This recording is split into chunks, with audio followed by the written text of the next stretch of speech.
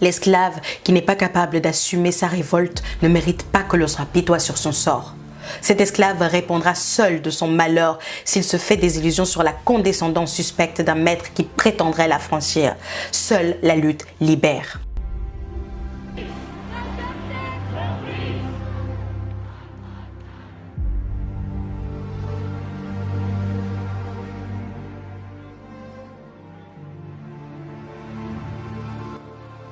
Ils nous ont dit, ta couleur de peau noire est laide, sale, méprisable, indigne et ont créé des préjugés, des complexes qui se sont répandus dans le monde entier et qui persistent jusqu'aujourd'hui avec certains qui se blanchissent encore la peau pour ressembler à ceux qui les ont opprimés. Ils nous ont dit que cette même peau noire aux 50 nuances degrés, forte en mélanine qui nous protège du soleil, des chaleurs d'été, cette mélanine qui recherche dans les cabines de bronzage ou encore l'été pour avoir le teint hâli, cette même mélanine qui désigne notre identité, cette identité qui est tant recherchée, mais qui est traquée depuis la nuit des temps à travers plusieurs crimes contre l'humanité. Alors que nous voulons espérer vivre, survivre et avancer. Ils nous ont dit tes cheveux crépus sont sales, moches et certainement une insanité. Et certains d'entre eux l'ont même comparé à un palais de chiottes pour mieux le stigmatiser. Car trop imposant ou pas assez formel, ou professionnel comme en Guadeloupe dans le lycée Bel Air, ou même pour un simple poste dans une entreprise pour un job alimentaire. Ils nous ont dit que ce même cheveu qui nous protège contre la chaleur du climat africain et des rayons UV, ce même cheveu qui avait une place importante et fondamentale dans la société noire depuis les anciennes civilisations entre le royaume de Kemet ou de Couche, ce même cheveu qui était signe d'esthétisme mais aussi de richesse, qui permettait par exemple de faire la distinction entre les différents peuples, leur âge, leur statut marital.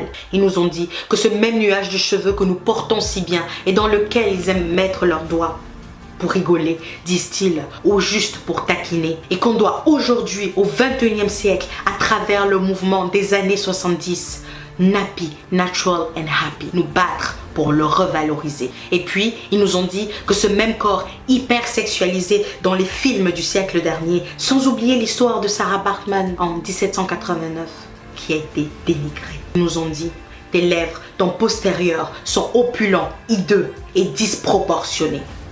Mais aujourd'hui, ils mettent du botox pour nous ressembler. Ils nous ont dit par contre, ton nez est épaté et il laisse à désirer.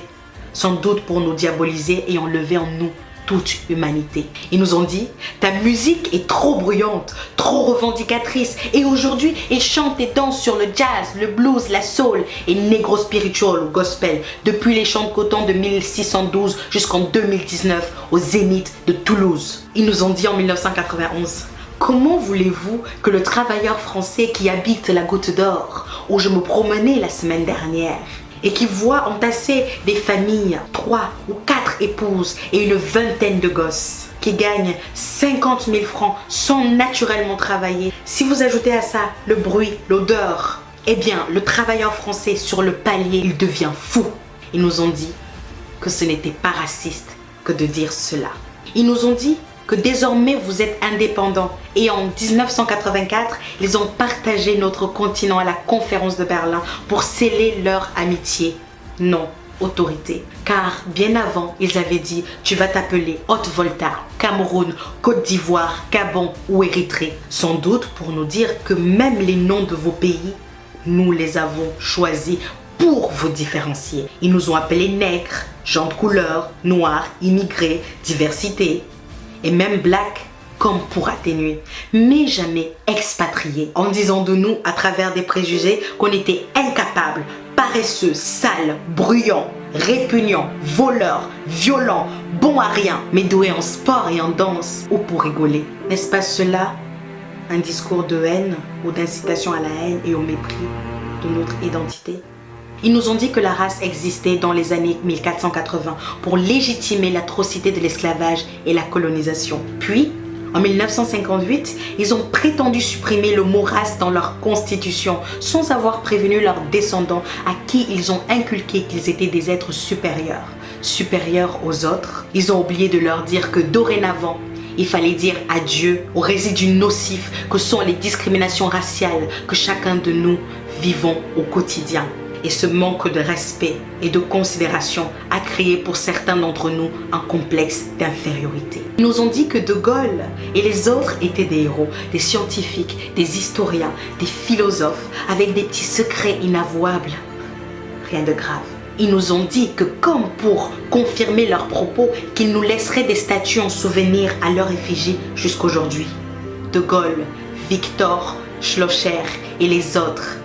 Bravo la Martinique. Ils nous ont dit des enfants vont s'appeler Toby et non Kinte, Catherine, Marcel, Jean-Paul, Guy, Thierry ou Mireille, sous prétexte que cela correspond à une société libre, actuelle. Alors que leurs enfants ne s'appelleront jamais Adama, Lamine, Abid, Boubacar, Bintou, Fatou, Aïssa ou Kadiatou, car ils savent que le nom que l'on porte constitue notre identité. Cette même identité qui est pourchassée. Et Adama, n'avait-il pas le bon nom? Qu'en est-il de Georges?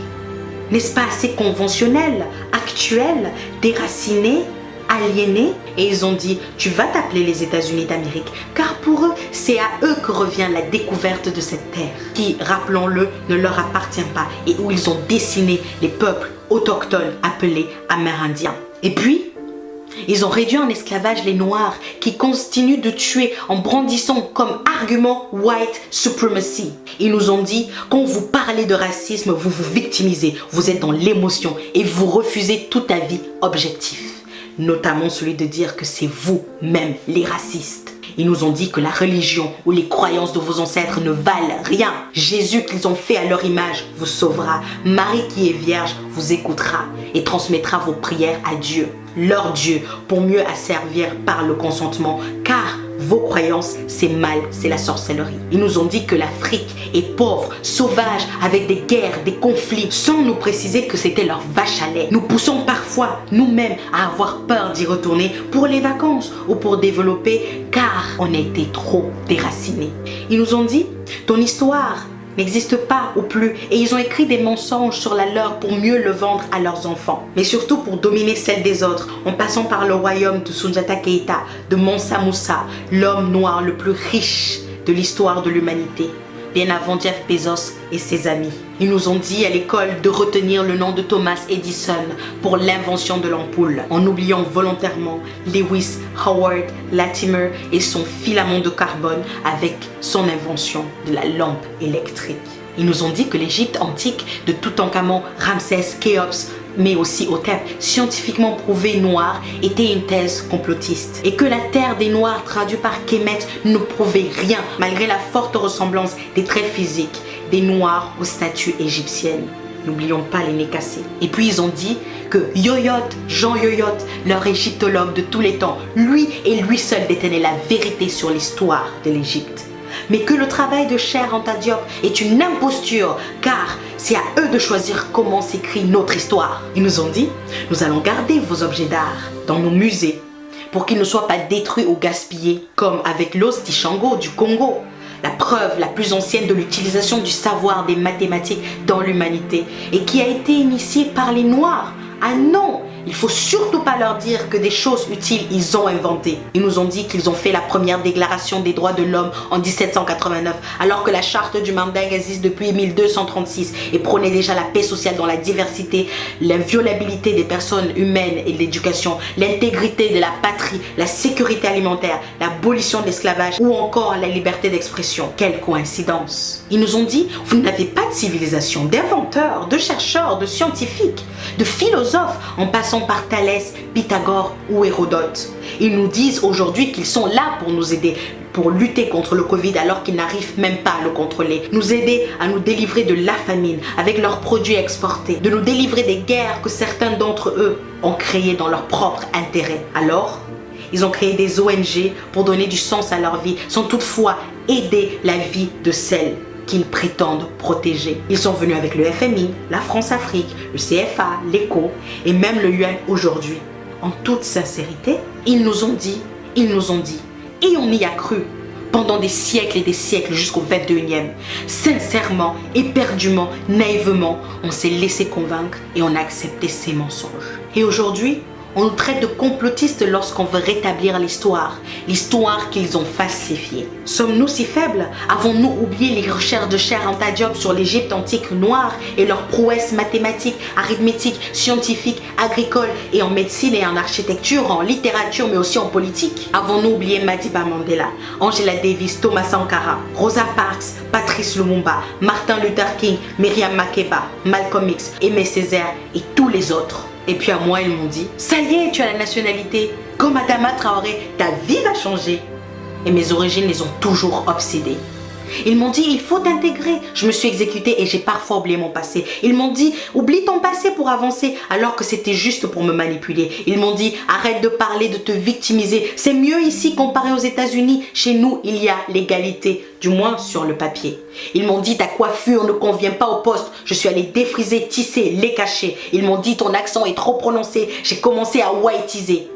Ils m'ont dit, ton nom n'est pas assez francisé. J'ai pensé à le changer. Non, je ne l'ai pas fait. Mon prénom l'avait déjà été. Ils m'ont dit, ta couleur est trop foncée. Mais comparé aux autres, ça va, pour se moquer. Ils m'ont dit, il te faut un diplôme. Et je suis allée jusqu'en Chine pour étudier. Ils m'ont dit, il te faut de l'expérience. Et je suis allée travailler. Ils m'ont dit, il te faut du réseau, de la connexion. Je suis allée chercher. Et puis ils m'ont dit, je suis dans le regret de t'annoncer que nous ne ferons pas suite à ta candidature, car malgré tout l'intérêt que nous portons à ton profil, parfois trop qualifié, ce dernier a été refusé, sans même me dire désolé. Ils m'ont dit liberté, égalité, fraternité. J'ai voulu y croire parce que cela sonnait juste, mais quelle naïveté. Et enfin, ils nous ont dit beaucoup de mensonges, avec un petit mot d'accompagnement, rentrez chez vous.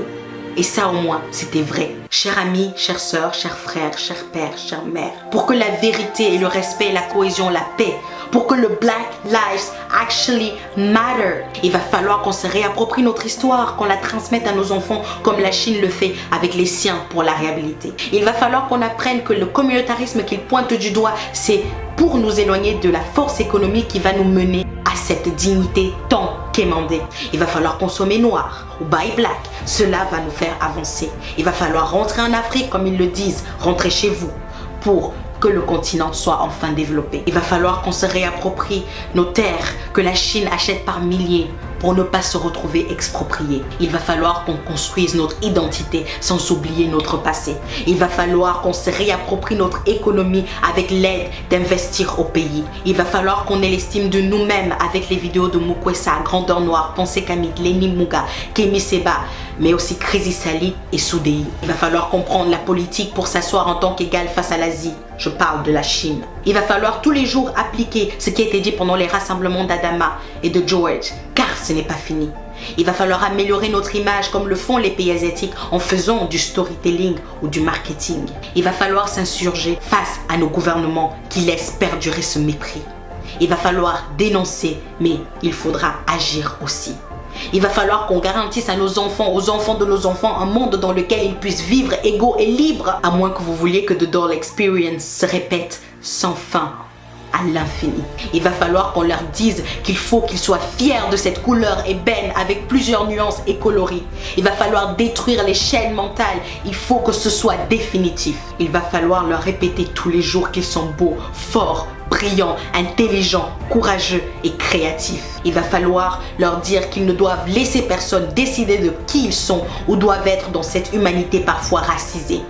Il va falloir leur dire que personne ne fait le choix d'être noir ou blanc car ce sont des couleurs créées pour diviser. Il va falloir se demander si nous allons continuer d'accepter qu'ils nous dictent notre conduite et surtout qu'ils nous autorisent cette liberté ou allons-nous l'arracher. Il va falloir être prêt car ça va être difficile. C'est un combat qu'ensemble nous allons, main dans la main, gagner pour que le racisme ordinaire, institutionnalisé, systémique, étatique ou ethnique soit enfin dans ce monde éradiqué. Il va falloir arrêter de nous plaindre pendant une semaine et puis retourner à nos seules filles. Plouf! Lutte oubliée. Et enfin, il va falloir se demander, et si c'était moi? Au tête.